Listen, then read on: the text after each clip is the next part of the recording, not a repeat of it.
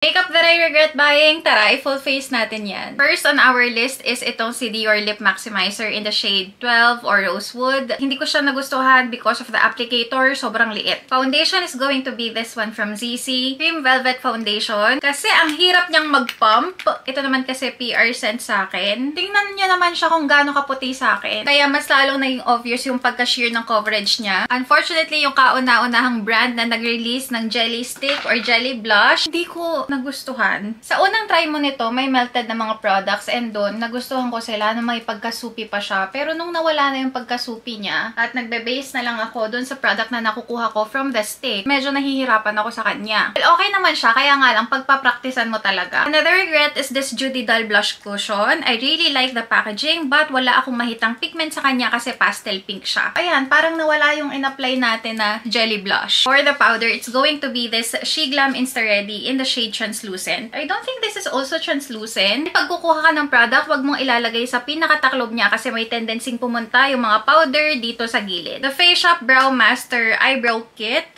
kasi hindi ko siya shade. Dahil powder siya, hindi siya long lasting. Next is for my eyeshadow, Jeffree Star X Shane Dawson. Nung binili ko to, nandun ako sa era na I love makeup, colorful makeup. But ngayon, graduate na tayo doon. So parang useless na tong eyeshadow palette na to. Di na ako maasa magiging okay pa tong makeup ko na to. Pero for my mascara, YOU Lash Tension Enhancing Mascara, ang tagal niyang matuyo. Powder blush, Peri Pera X Maltese Archive.